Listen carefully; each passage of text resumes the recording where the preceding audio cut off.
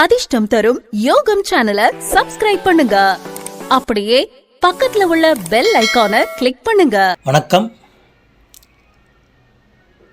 அதிர்ஷ்டம் தரும் யோகம் அன்பர்களுக்கு அன்பு சார்ந்த வணக்கம். நமது தொகுப்பில் தை மாதம் வரக்கூடிய தைப்பொங்கல் எந்த நேரத்தில் வைக்கலாம், எப்படி வைக்கலாம், எப்படி வழிபாடு பண்ணி இந்த தைப்பொங்கலை கொண்டாடுங்கிறத பற்றி ஒரு சின்ன தகவல், சுருக்கமாக தகவல். சரி, ஸ்ரீ சோபகிருது வருடம் தை மாதம் மகர மாதம் சொல்லுவாங்க. இது உத்தராயண காலத்தில் பிறக்கும். தட்சிணாயன காலம் முடிந்து, அதாவது இரவு காலம் முடிந்து பகல் காலம் தொடக்கம். ஏற்கனவே சொல்லியிருக்கோம் நாங்கள், தேவர்களுக்கு ஒரு நாள், நமக்கு ஒரு வருஷம். 12 மாதம் பகல் காலம், 12 மாதம் இரவு காலம். இப்போ இரவு காலம் முடிஞ்சிருச்சு. அப்போ இரவு காலம் முடிஞ்சு நமக்கு வருகிற தை மாதம் 1ஆம் தேதி, ஜனவரி 15ஆம் தேதி உங்களுக்கு சோமவாரத்தன்று இந்த தைப்பொங்கல் பிறக்குது. தை மாதம் உத்தராயண காலத்தில் பிறந்த அனைவருக்கும் நல்ல ஒரு ஆண்டாக, நல்ல ஒரு பொழுதாக, இனிப்போட இந்த வருஷம் இருக்கணும்னு சொல்லி, இந்த மாதமும் வருகின்ற அனைத்து மாதங்களும் சிறப்பாக இருக்கணும்னு சொல்லி எல்லாரும் உங்களுடைய குலதெய்வத்தை வேண்டிக்கிறணும். குலத்தை காக்கிற தெய்வம் குலதெய்வம். இது பகல் காலம், 6 மாதம் பகல், 6 மாதம் இரவு. இப்போ தை, மாசி, பங்குனி, சித்திரை, வைகாசி, ஆணி மாதம் வரை பகல் காலம். அப்புறம் ஆடியிலிருந்து ஆடி, ஆவணி, புரட்டாசி, ஐப்பசி, கார்த்திகை, மார்கழி, இது 6 மாதம் இரவு காலம். இப்போ மகரத்துலேருந்து ஆரம்பிக்கிறாங்க. இப்போ தை மாதம் நம்ம பொங்க வைக்க போகிறோம். முதல் என்ன செய்யலாம் அப்படின்னா, முதல் நாளே என்ன செய்வாங்கன்னா எல்லாம் ரெடி பண்ணிக்கிறணும்.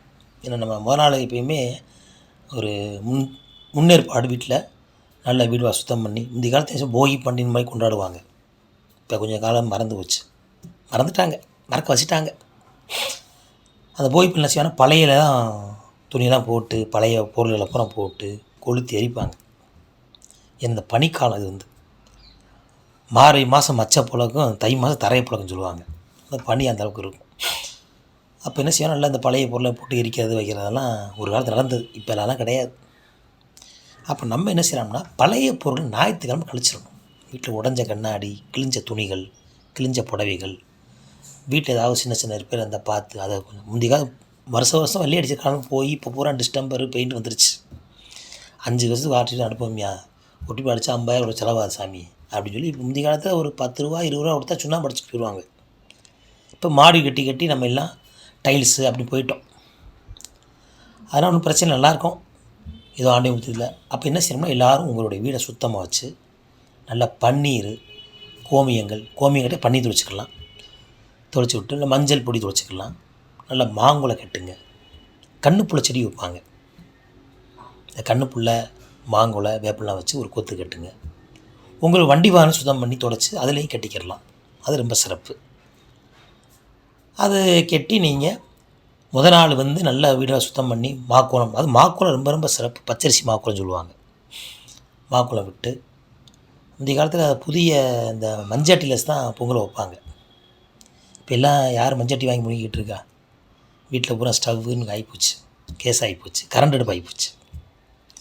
அப்போ இது என்ன செய்யணும், ஒரு பித்தாளை பாத்திரத்தையே வைங்க. ஸ்லோப்பான வைக்காதீங்க, குக்கரில் வைக்காதீங்க.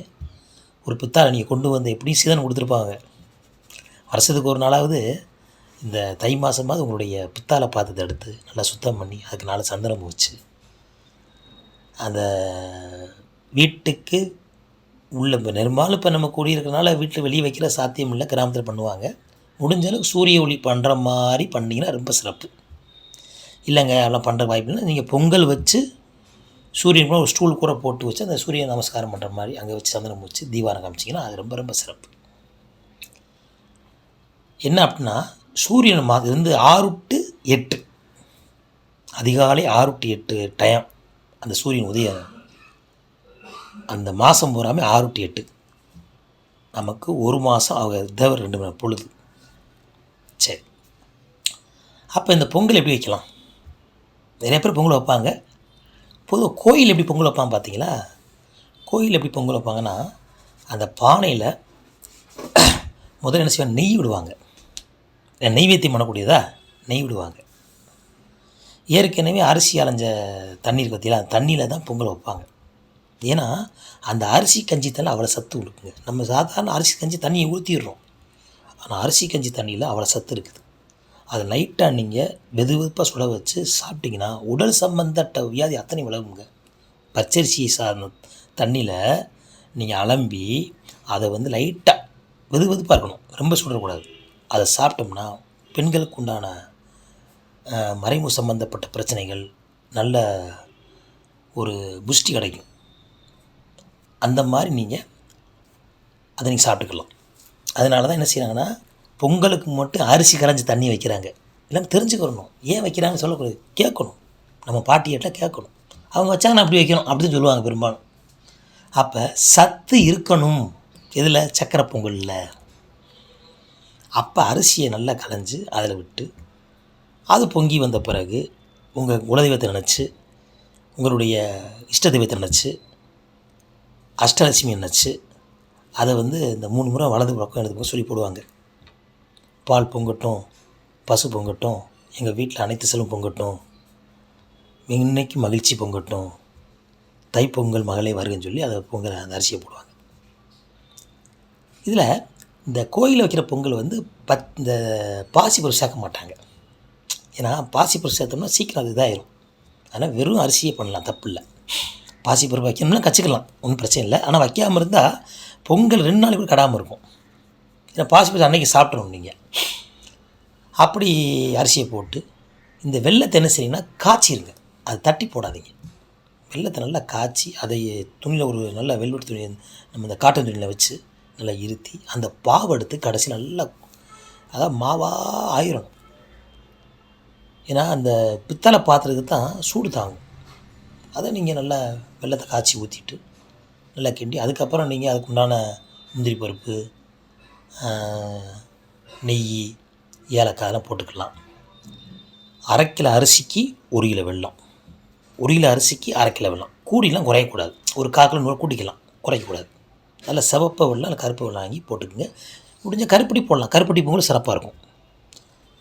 அப்போ அப்படி பொங்கல் வச்சு அதை நீங்கள் நல்லா சுற்றி சந்தனமும் வச்சு அதில் ஒரு மாவுளையை கட்டி, இன்னும் மஞ்சள் கிளறுப்பாங்க அதோட கட்டிக்கலாம். கெட்டி பனங்கள்லாம் வச்சு அதே மாதிரி ஒரு பொங்கலாக கூடாது. இது சக்கரை பொங்கல் பெண்களுக்கு, ஆண்களுக்கு வெள்ளை பொங்கல் வெண்பொங்கல் வைப்பாங்க, அது உங்களுக்கு தெரியும். அந்த வெண்பொங்கலை வச்சு சுவாமிக்கு இரட்டை பொங்கல் நெய்வேத்தியம் பண்ணுறீங்க. இதெல்லாம் யார் பண்ணணும்? பெண்கள் பண்ணணும், பெண்கள் வழிபாடு. அது சூரியனுக்கு முன்னாடி, அதாவது அன்றைக்கி காலை 6 to 7 சந்திர ஓரை. சூரியனுக்கும் சந்திரனுக்கும் தொடர்பு. ராஜாராணி அவங்க 2 பேர் தான். நம்ம ஜாதகத்தில் ஒரு கடகராசிக்கு சிம்ம ராசிக்கு, கடகத்துக்கு சந்திரன், சிம்மத்துக்கு சூரியன். அந்த 6 to 7 பொங்கல் வைக்கிற அற்புதமான பலன் கிடைக்குங்க. இல்லத்தரசிகள், இல்ல தலைவர் அருமையாக இருப்பீங்க, மகிழ்ச்சியாக இருப்பீங்க. சூரியன் அணுக்கிறதும் சந்திரன் அணுக்கிற ஒரே நாள் கிடைக்கிது. சோமவாரத்தை திங்கக்கிழமை காலை 6 to 7 பொங்கலை வைங்க, ரொம்ப சிறப்பு. இல்லை முன்னால் வச்சா தப்பு இல்லை, ஆனால் 6 to 7 கூட பொங்கல் வச்சு சாமி கும்பிட்டணும். வச்சு நீங்கள் அதெல்லாம் வச்சு அதுக்கப்புறம் சாமி தரிசனம், அப்புறம் வீட்டுக்குள்ளே ஒரு மஞ்சள் விநாயகரை பிடிச்சி, அப்புறம் இந்த வெத்தலை பாக்கு பழங்கள்லாம் வச்சு, கரும்புகள் வச்சு, உங்களுக்குள்ள தேங்காய் வளத்தை வச்சு, முக்கணிகளை வச்சு நல்லா சாமி தரிசனம் பண்ணுங்கள். எல்லோரும் உட்காந்து பொங்கலோ பொங்கல் பொங்கலோ பொங்கல் சொல்லி 3 முறை சொல்லி பக்கத்தில் உங்களுக்கு கொடுங்க. காகத்தை கொஞ்சம் வைங்க, நீங்களும் சாப்பிடுங்க. எல்லோரும் மகிழ்ச்சியாக இருங்க.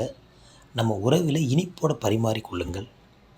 இன்றிலிருந்து நம்ம வாழ்க்கை இனிப்பாக இருக்கட்டும், நம்ம உறவு இனிப்பாக இருக்கணும்னு சொல்லி நல்லா வேண்டிக்கங்க. இந்த தை மாதம் உத்தராயணத்தில் எல்லோரும் மகிழ்ச்சியோட இந்த அதிர்ஷ்டம் தரும் யோகம் தைப்பொங்கல் வாழ்த்துக்கள் சொல்லி நிறைவு செய்து வரும் தொகுப்பில் மகிழ்ச்சியான குறிப்போடு சந்திப்போம். நன்றி, வணக்கம்.